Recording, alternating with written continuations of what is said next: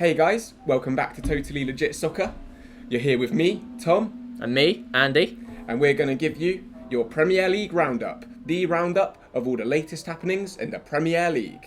Let's get straight into it. Let's do it.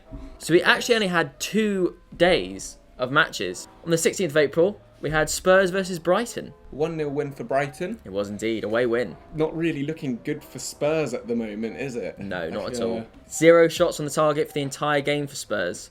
Pretty bad. Bad. And I watched the highlights. It's not good enough. It didn't seem like it was one of those games where Brighton could snatch at the end. It was very much a very even game, and Brighton won with a deserved goal by Trossard. The possession was split about 50-50 throughout the game, wasn't it? And and Brighton aren't really known for scoring goals at the moment. There's a team that concedes to Brighton qualify for the Champions League. I'm not too sure. If Tottenham do qualify for the top 4 this season, I think it's going to be more down to luck. Arsenal and Man United's lack of quality as opposed to their abundance of quality. Just Absolutely. Put it that way, really. And the same would apply for Arsenal or Man United if it's them that finishes 4th. Like, whoever gets that spot, it's going to be because the teams around them messed up more than any of their own doing. Southampton against Arsenal. Another London team not doing very well. Southampton win 1-0 at home. Goal from Jan Bednarek. Arsenal had 76% possession, which says, they can't convert. At least not then. There were 2 or 3 opportunities. So Fraser Forster is the only reason Southampton got any points at all, let alone 3 points. He was insanely good. And Arsenal were insanely poor. They had possession, but that was pretty much it. Yeah, that top 4 fight, much like Spurs, is very much not looking confident for both Arsenal and Spurs. Whoever messes up the most will not get into the Champions League, pretty much. Yeah, exactly. Whoever messes up the least will get the spot, Yeah. effectively. Yeah. One team fighting for 4th spot did manage to get a victory this weekend. Man United, who got a 3-2 win against Norwich at Old Trafford. CR7 got his hat-trick. I believe that is his 30th hat-trick after the age of 30 now. I saw that, So that's a good stat for all you stat lovers. Pukki and Dowell got on the score sheet for Norwich, but fortunately it wasn't enough to stop CR7 sealing the victory for Man United on the day. So and whilst this definitely does on a headline level read as a Ronaldo masterclass, United sweep away relegation fodder, in reality it was slightly different. One United goal was from a blatant Norwich mistake. It essentially made that goal. And the other 2 were set pieces from Ronaldo. One was a header, and I think the other was a free kick. Yes, it was. Yeah, it was a decent free kick, to be fair. Keeper could have probably saved it. But yeah, it was a good free kick, and it's been a while since Ronaldo's put one away. I don't think I've seen him score free kicks in a while. No, I mean, he's Penaldo for a reason. He's not free kick Aldo. Yeah, so nowhere near as catchy of a name. No, it doesn't really have the ring to it, I guess. The next game on the 16th would have been Everton against Palace. However, that was postponed for Palace to play Chelsea in the FA Cup semi-final. Which is just as well, I guess, because Everton need all the rest they can get in their fight to survive. So they do. Day off for the Blues, and they'll be playing at the weekend to carry on their fight for survival. That was the first of 4 matches to be postponed this match week. Right, Watford 1, Brentford 2. The Battle of the Fords. A scrappy goal from Norgard after a corner started off the match for Brentford. The Dennis goal for Watford was actually quite good. He takes it pretty well, scores it pretty well. He looks offside when you're watching it, but then in the replay and VAR, he is onside. So it's initially actually called off, but he was on. He was fine. Dennis scoring for Watford, as he's done so many times this season already.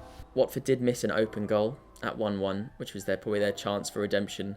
Jansen heads in a free kick to seal it. Pretty relatively uneventful game, pretty standard 2-1 result. Not what Watford would have wanted to have seen. Brentford had more sting in the Hornets against the Bees. Great line. Right. Well, Aston Villa against Liverpool would have been played this weekend. However, Liverpool were playing Manchester City in their FA Cup semi-final, so that game has also been postponed. Another top 5 club not playing this weekend. And that brings us on to Sunday, where Leeds against Chelsea, I think that would have been the 12:30 kickoff, was also postponed, obviously. So the first game on that day was Newcastle against Leicester, which was a 2-1 victory for the Toon Army. 2 goals from their new man, Bruno Guimaraes, including a 95th minute winner. And Bruno's first goal was awkwardly kicked through Schmeichel's legs, prompting a VAR check for a possible foul. Yeah, but, it was a great clip. It was the least beautiful goal you'll ever see in football. It looked like Schmeichel had it. Definitely did not, though. I think it's the kind of ugly goal that Newcastle fans are probably praying for nowadays. Yeah, Ademola Lookman got one back for Leicester, but it was too little too late. And Newcastle walk away with 3 points on the day. West Ham won, Burnley won. I can't remember if Sean Dyche was still in his job when this game happened. No, it was Burnley's first game without Sean Dyche. This was. There you go. He was out on the lash in Nottingham, I saw on social media, the night this match was taking place. Weghorst and Souček scored the goals. Pope gave Player of the Month level performance. He stopped at least 3 or 4 outright strong shots on target, and he kept Burnley in that tie. He's the only reason they got any points. Much like Forster for Southampton, they're teams that rely on their defensive capabilities and they're very good above average goalkeepers. Yeah, I'm a big fan of Nick Pope, actually. I wouldn't mind seeing him get more involved in the England squad. Yeah. Sort of towards the build-up to the World Cup, actually. But, absolutely. But yeah, great goalie. Great goalie. That's actually the last Premier League game that was played this weekend. Wolves were due to play Man City, however that was postponed as Man City lost their FA Cup semi-final to Liverpool on Saturday. Let's do some predictions, Andy. It's Liverpool versus Man U this evening. We're filming on Tuesday currently. So Liverpool have Man United. And what do you think? I'm slightly biased, so you go first. I think as someone who's unbiased, Liverpool are going to win because Man United, they beat Norwich 3-2. I don't think they should have beaten them. I watched about 20 minutes of that match and United did not look convincing at all. Liverpool, I think, should definitely beat United. I think it will be, I'd go as far as to say like 3-0. Okay. Yeah. I like that. I like that. I'm not full of confidence, honestly.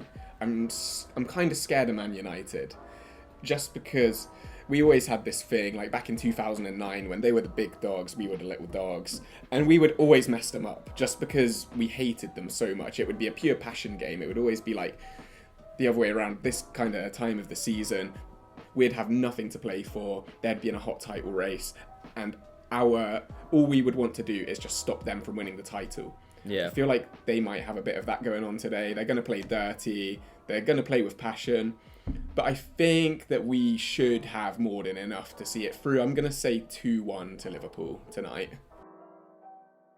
Everton versus Leicester. I think Leicester will win. They're just a better team. I don't really have much insightful commentary. I just think they're better, and Everton are probably going to get relegated. Okay, fair enough. That was it. Fair enough. I'm backing the Blues, to be honest, against Leicester. Which Blues? Goodison. The Blues, the Toffee Blues. Toffee Blues. Ah, there you go. I think they might get something out of the game. I really do. Leicester haven't been in the hottest form recently. That is true. I'm gonna say 1-1 Everton-Leicester. That's my prediction. Yeah, I think that's fair. That's a fair result. Chelsea versus. Have I not done it? Everton Leicester. Oh no, you didn't. Your score. Oh, my score for Everton Leicester, I would say 2-0 Leicester. There we go. Right, Chelsea versus Arsenal, North London derby. At the Bridge. At the Bridge. I think this is going to be a good game. Both teams have been kind of struggling recently. I think, aside from Chelsea's 6-0 win a week ago, but I think Chelsea are going to win 1-0. Good prediction, to be fair. I mean, Chelsea may be slightly inconsistent at the moment, but they are a very good team. I don't think there are any two ways about it. Arsenal, well, there's a debate there. They're not the best team at the moment. No. Probably a 1-0 to Chelsea would be about fair. No, 2-0 to Chelsea, just so we have a bit of a difference in our predictions. Arsenal won't score, so I'm going to say 2-0 Chelsea. Yeah, that's one thing that we can agree on. Arsenal are not going to score. Yeah. No. Newcastle versus Crystal Palace. Ooh. I think Newcastle are going to win. Palace, I think, are a better team overall. Vieira seems to be doing quite well. Has definitely done well this year. I think Newcastle win. They've just got that buzz about them when you watch them. They might not be the best on the pitch. You can already start to see the beginning of a long-term progress, absolutely. I think. Yeah, absolutely. So I think Newcastle are going to win probably I give it 3-0. 3-0, fair enough. Fair enough. I don't like your lack of faith in Patrick Vieira. I've got no faith. I don't know. I don't really have a good reason. I just think Newcastle will perform better. Fair enough. I can't call that one. I think it's going to be close. They are both good teams. Yeah. I'm going to give it a 2-2. That's my prediction. It's a good guess. Yeah. Yeah, I think this will be... out of all the ones here, will probably be the closest one. Man City versus Brighton. Ooh. It's got to be a solid win for City there. It should be. They do struggle against teams like Brighton. And by struggle, I mean, they're obviously in control of the entire game, but just can't put it over the... I think City will win. I think probably 3-1 City. Yeah, fair enough. I'm going to say 3-0 City. Again, I can't really see Brighton scoring. I mean, they've scored in their last 2 or 3 games now, but they're still I don't know, against Edison, Laporte, Diaz, etc. I think they'll struggle to get anything out of that game at all. I think you're right. Yeah. Burnley versus Southampton. That is the battle of the goalkeepers that we were talking about earlier. Yeah. Pope versus Fraser Forster. I think on that it's going to be 0-0. Interesting. I back that, actually. I want to have a different prediction to you, Andy, but I really do agree with that. I think Burnley versus Southampton has 0-0. Great performances from both goalies written all over it, so that's what we're going to go with. Yeah, there you go. Let us know what you think in the comments. Hopefully you like it. Do you like more of our opinions and what we think about what's going on in the world, or do you like it to just be a little bit more factual and informative?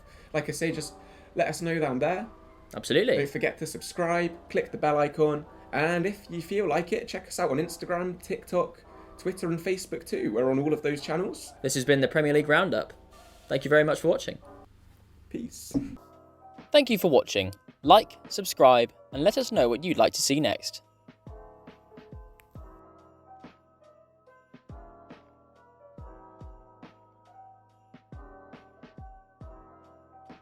Yeah. Job done. Solid. Very solid.